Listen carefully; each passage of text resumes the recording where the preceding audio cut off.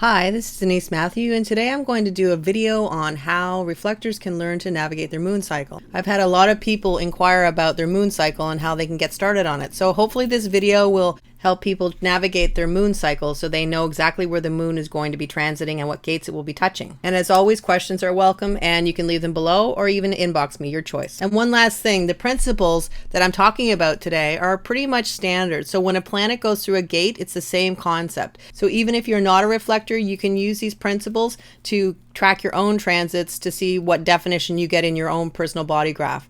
So with that said, let's get started. I have talked about this before, but I just thought I'd revisit it just to make sure that everybody knows where they can get the information they want. For me, the go-to app is the Human Design app. I like it a lot because I get the transits, and the transits are about 2 weeks, 1 week ahead and 1 week behind. So you have an idea exactly what's happening with all the planets, especially for what we're talking about today, the moon. The moon actually changes gates about 2 to 3 times in one 24-hour period. So that's why you can get a standard ephemeris for Human Design, but it's not going to work as well. The Human Design app is great because it can go on Google as well as Apple. But if that doesn't work for you, you can go to the Jovian site. And what they have there is called a Just Now chart. The Just Now chart shows all the planets and also their transits so that you'll know exactly what gates they are. This changes as the day goes on because the moon, of course, is going to change place. So you can check this daily or a couple times a day to see where the moon is. But the only problem with this is that the transits are for that particular moment in time. And so you don't actually get any transits ahead of time. And if you don't quite understand what transits mean in Human Design, you can just check out my video called Electromagnetics Part 1 Planetary Transits, and I'll leave the link below. So now that we have an idea of where to get the information, how can we use it? And also, the other thing I wanted to mention is if you have a Sunwear, new Sunwear program or something like that, it will give you all your transit cycles for a reflector cycle, so you don't even have to go through this. Those are quite costly, those programs. I'm giving you the economical version of how to do it yourself. But again, if you wanted to buy something from the new Sunwear or even the Jovian website, you could try and do that yourself. It's up to you. So this is transits as they come through the Human Design app, and I'm going to use that app today because that's what I use and it's very easy for me to use. So if we look at the transits for August 1st, 2019 at 10:46, we see that more importantly than anything, we're looking at the moon, and the moon is a little crescent and it says 7.3. So what that means is it's gate 7 and it's in the line 3. Now this isn't so important right now. The lines can tell you a little bit more of how the gate expresses itself, so it's not really important when we're talking about transits. But what you will know is that every gate has 6 lines. So that means it's going to go through 6 lines before it then moves on to the next gate. And as I've written here, all times are in Eastern Standard Time, so you would have to adjust the time based on where you're actually living. Now, the Human Design app, as far as I know, adjusts the time based on where you're living, so you wouldn't have to do it if you had the Human Design app. And the Jovian, of course, when you look at it, and it's going to be the Just Now chart, you just can look at the time it is in your own area, so you'll have an idea when the transit is actually happening for you. But again, the Just Now chart is just now. There is no future references.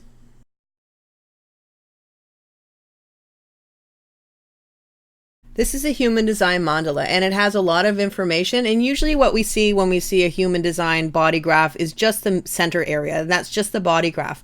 But when you expand all the meanings of the body graph, you get this, and this is the mandala, and I've talked about it before. It can be a little confusing because there's a lot of numbers and diagrams.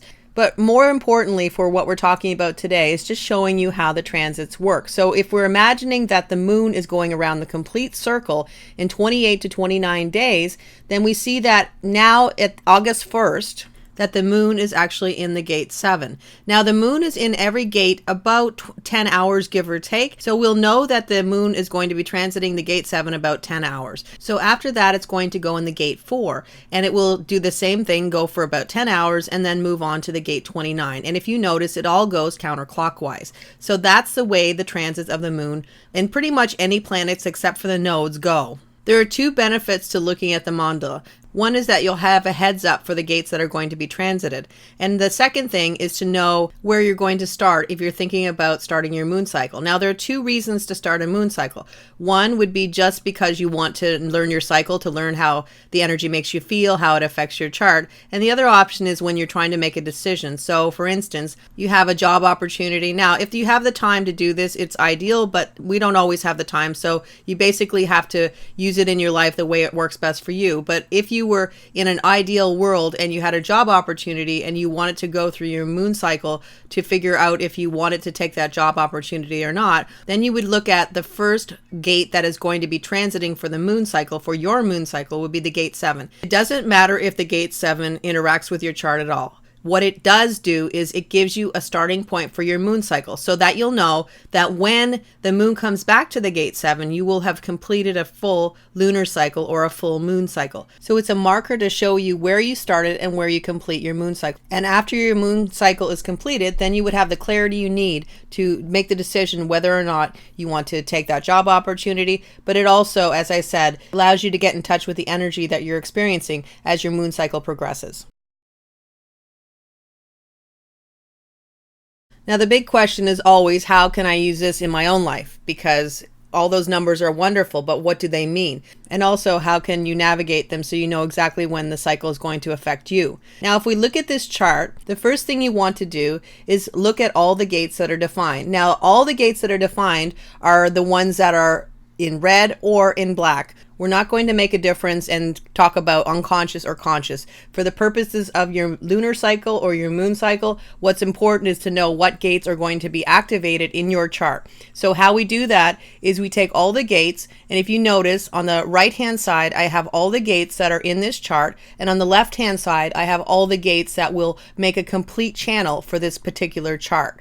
And the way I did it was I started with the sun, went down to the earth, went down to the moon, and so forth until I had all the gates. Now, there are some gates that repeat, so you're going to have to just keep that in mind. So you're only going to write that once, because when that gate is transited, no matter if you have it 10 times in your chart or one time, it's only going to be transited for 10 hours in the one cycle of your lunar cycle. And if you notice the gate 10, it has 3 different gates that will interact with it. There are 4 different gates that will have more than one gate that will complete their channel. And that's because it's an L shape on the left-hand side. It's an unusual shape. And so because of that, it can interact with more than one gate to make a channel. Now, I did say that unconscious and conscious don't matter. As you go along and you've gone through a couple cycles, you might start to notice the subtle nuances of the differences between the unconscious gates that are being transited and making a full channel and the ones that are conscious. But for the first little while, for the first moon cycle, ultimately all you want to do is get in touch with the feelings and the energy that you're experiencing as you do your full lunar cycle.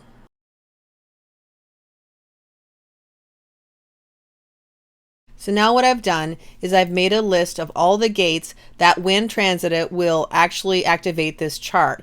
What I've also done is I've gone through the mandala and I've ordered the gates in the order that they're going to be transited by the moon.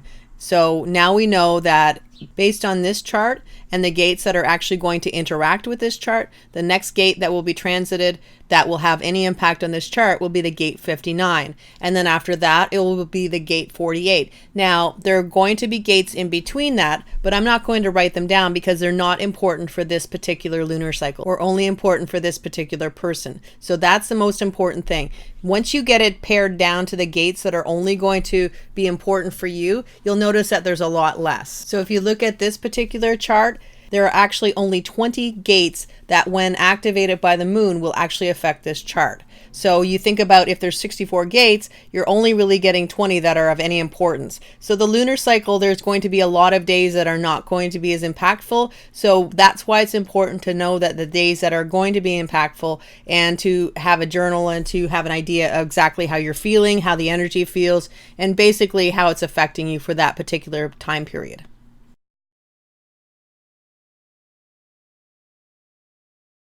Now, if we just glance at the mandala again, just so we can see, we started on the gate 7, and then we had the gate 4, the gate 29, and the next gate that's relevant to this chart is the gate 59. Now, if you look, the gate 48 is a little bit further up, so that we know that it's going to be a couple days and not too many days, because you have to remember that each gate's only going about 10 hours. So it'll be a couple days before there's any impact on this chart again when the gate 48 is transited.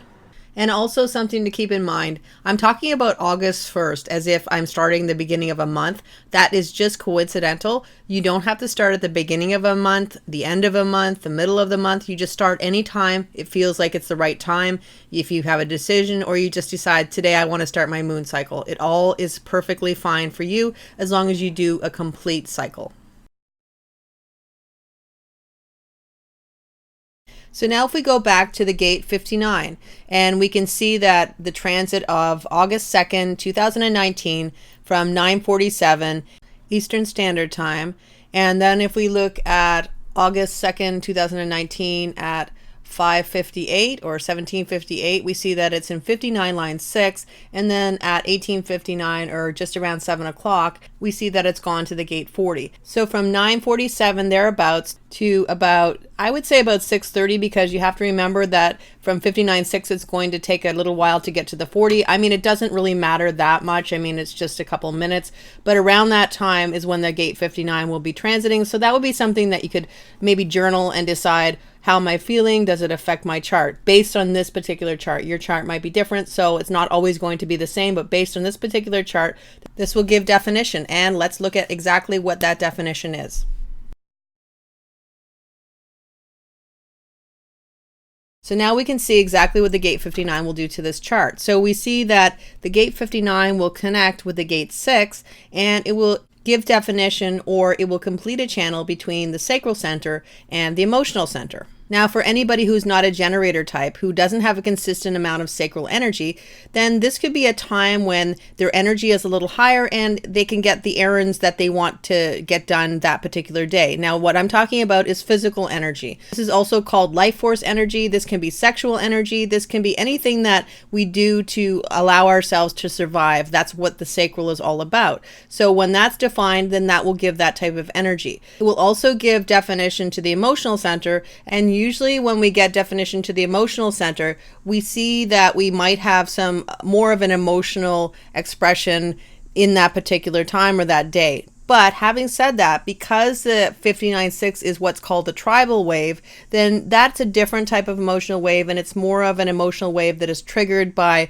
something that's happening in your family, or some kind of an event that will actually make you feel upset concerning the well-being of people, or that other people are upset. So this may not be something that you can feel as dramatically as you might feel the sacral energy. But again, it's an individual experience, and this would be the time that you could journal, decide exactly how it makes you feel, if anything at all. Maybe there's no feeling at all. Maybe you get nothing from it. Or the opposite may be true, where you have a lot of energy for the day and you can get a lot done in that particular day. And also keep in mind that as you go through your cycles, each cycle will become a little bit easier to look at, and your energy will be more definable to you, so that you'll understand exactly how it's making you in particular feel. Because just because you feel a certain way doesn't mean somebody else will feel a certain way, and just because somebody else feels a certain way doesn't mean you will either. So ultimately, it's all about your personal experience and your understanding of the energy that you're experiencing.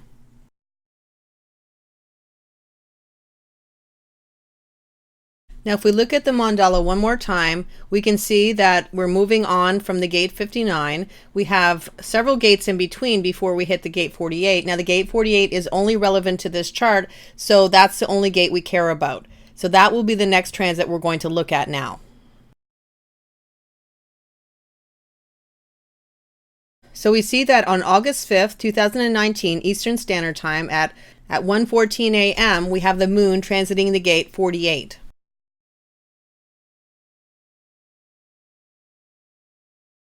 So now we see that from 1:14 a.m. until between 10:15 a.m. to 11:15 a.m., we have the gate 48 transiting. Now, this is where we get into having gates being consecutive in relation to a chart, because if you notice, we now have the gate 57 being transited by the moon. So this will be something that will be a more active day for the person who has this chart. So now let's look at first the gate 48 and how it interacts with the chart, and then we'll look at the gate 57.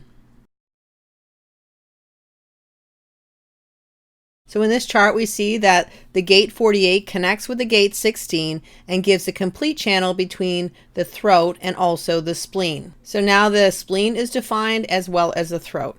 Now when the throat is defined, it's not motorized in this way because there are no motors getting to the throat, because the spleen is not considered a motor. More importantly, we can look at the spleen, and when we're talking about the spleen, we're talking about three different things. We're talking about health, we're talking about intuition, and we're also talking about the fear gates of the spleen. So potentially this could be a time when somebody can check in on their health because they're more aware of their spleen. So this might be a time to start to feel into their energy of their body, to feel how are they feeling? Are they feeling unwell in any way? Because you have to remember that when you have an open spleen, you can be a medical empath, which means that you're feeling the health of other people around you. So this way you're feeling the health of yourself as opposed to feeling the health of other individuals around you. So it can be a really good time to check in on your own health. It's also activating the gate of depth, which is the gate 48, which could mean that maybe this person wants to get to the depth of things or find out more information about some topics that maybe they only glazed or grazed before. So there's all kinds of ways that this can express itself, and how it expresses in each individual is 100% based on who you are, the experiences you've had, and really the environment you grew up in, and even the environment that you live in right now.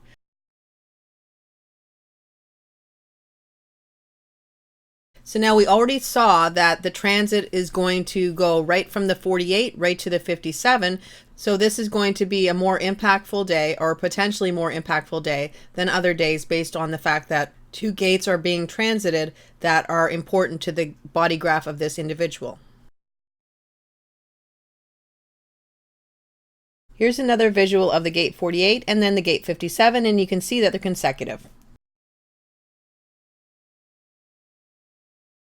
So now if we look at the transits, we see that 11:45, that the gate 57 is being transited by the moon, and about 7:46 or close, about 7:45 p.m., we have it almost being finished, and then by about 8:45, 46 or thereabouts, we have it going into the gate 32. So it's easy to see that for pretty much this whole day, there's going to be activity in this particular body graph. So now we can see that the gate 57 is going to activate the identity center and also the spleen. So once again, somebody can check in on their health and see how they're doing. And the other thing is having a defined identity. Now, this is a little bit more difficult to calibrate. I mean, I think this is really a personal experience, as most of any of the transits are, to figure out how this affects a person. It may not feel anything at all, or it may feel quite dramatically different based on the identity. And the identity is all about feeling into who you really are, and this idea of having a more certain expression of your individuality as opposed to a more fluid expression when you have an open identity.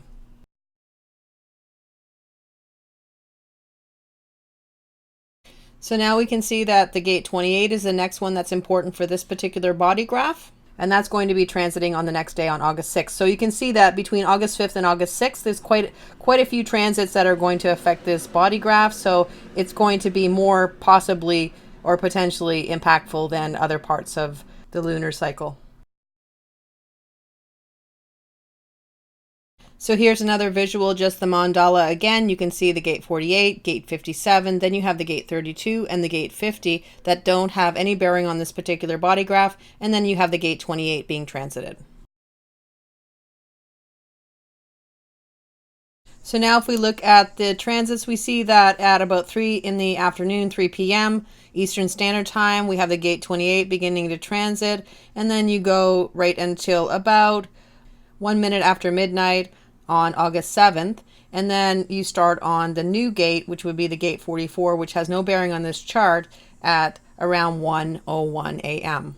August 7th. So now we can look at the chart again, and now we can see that once again the spleen is defined. And we've already talked about that. So we also see that the root is defined. Now the root is more of adrenaline energy. This is the energy to get projects done. It's less of a physical energy, but there can be a little bit of a hyperness involved with this type of energy as well. Think about an open root, because by nature, this body graph is always going to have an open root other than the transits, is that usually there's two expressions. One is that the person is always trying to get the next project done. It's actually considered a pressure center, so there's always this need of, or this feeling of pressure to get things done. The opposite expression of this is when somebody really waits until the last minute to get anything done because they need to have that extreme pressure build up before they can actually feel like they can do that. Now we have this energy expressed through the gate 2838. Now the gate 28 is all about struggling, and it's also about fighting the good fight, struggling and fighting for the right things in life. And with the energy in any chart, there's always going to be a high expression and a low expression. Now the high expression would be struggling for the right things in life and fighting the good fights, or the fights that are really necessary. Now the low expression is to be struggling all the time, not really knowing when to take the easy way because you're always used to taking the hard way. It can be fighting a lot of people, or really just this energy to always be fighting even if you don't need to. But usually when you have a channel as opposed to just a hanging gate, there can be more stability in the expression of the energy. So in this case, this could be the energy to understand that there doesn't always need to be a struggle for everything in their life, and maybe just taking an easier route sometimes rather than always taking the tough route. But once again, this is a personal expression, and everybody is individual, and how they express it or how they feel it is always going to be personal to them.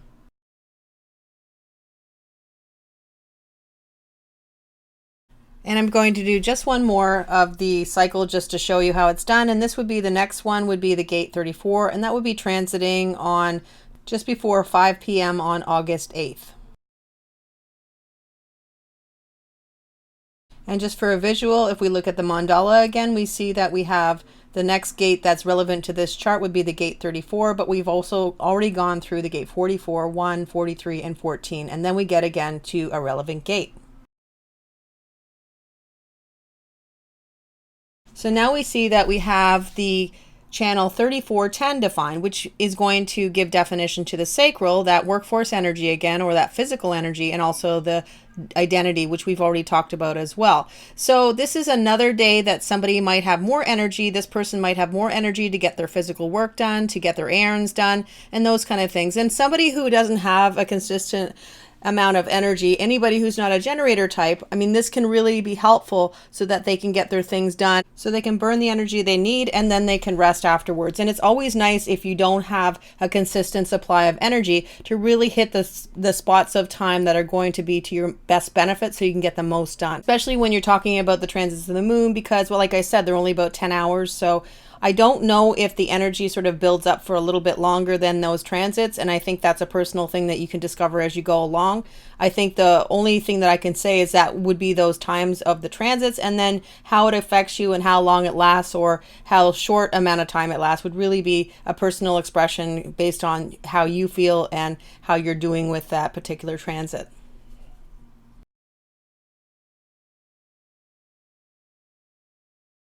And before I close, I just wanted to show you what a human design ephemeris looks like. In a human design ephemeris, all planets as well as the moon are going to be represented. But what I've done is I've just shown the moon transits here. Now you can see that if you're going through the gates based on the mandala, that they're not going to match up because, as I said before, the moon can transit even up to 3 gates in one particular 24-hour period. So if you look at, for instance, the 5th of August, you have the gate 48 transiting, and then after that you have the gate 50. So what's not being shown here is that in between the gate 48 and the gate 50, you also have the gate 57 and the gate 32. So they're not being represented with this particular ephemeris. So because of that, it may not be ideal to get for trying to track your moon cycle. But if you can find an ephemeris that will actually show the moon's transits every 10 hours, other than the human design app or something else like that, then certainly that would be very helpful for you to manage to track your moon cycle. So that's all I have for today. I hope you found it helpful, and please feel free to leave as many questions as you like. And you can also contact me at denise.mathew@yahoo.com if you have any questions that you don't want to leave in the public viewing. And just a heads up that eventually I do plan on offering a service where I will actually do a video based on your personal chart if you're a reflector, and it would go through the transits that you will experience, as well as pulling out the gates that will be activated, and also some of the themes that it might activate. And as soon as I have all the details hammered out, I will begin offering that service. But for now, that's it, and I will be back soon to start my new series called The Energy of Motion, where we'll talk about everything to do with the emotional solar plexus and how it can affect everybody. So take care, and I'll see you soon.